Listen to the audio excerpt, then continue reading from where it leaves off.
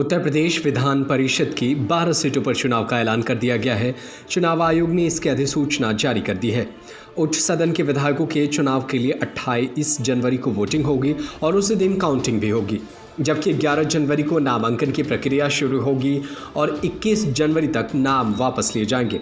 जिन कुल 12 विधायकों का कार्यकाल 30 जनवरी को ख़त्म हो रहा है, उसमें भाजपा के 3, सपा के 6 और बसपा के 2 विधायक शामिल हैं।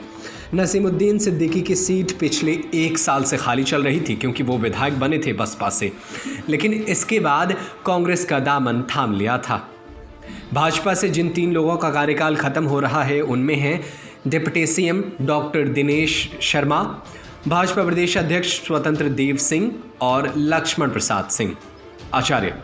सपा के जिन 6 विधायकों का कार्यकाल खत्म हो रहा है, उनमें हैं परिषद में नेता प्रतिपक्ष अहमद हसन, आशु मलिक, रमेश यादव, रामजतन राजभर, वीरेंद्र सिंह और साहब सिंह सैनी। तो बसपा के 2 विधायक शामिल हैं। इनके नाम हैं धर्मवीर सिंह अशोक, प्रदीप कुमार जाटव। इसके अलावा नसीमुद्दीन सिद्दीकी 12वीं सीट खाली हो रही है।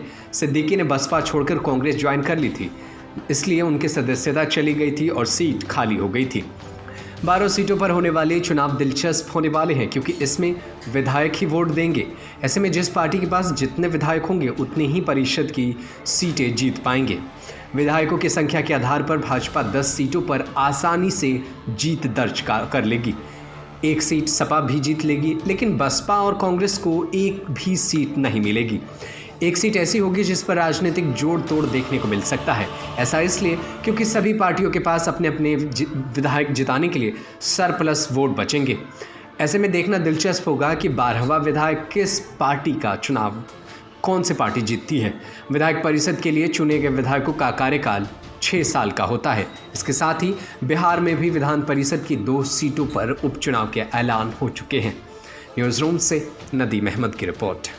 Subscribe to our YouTube channel and press the bell icon to get the latest updates.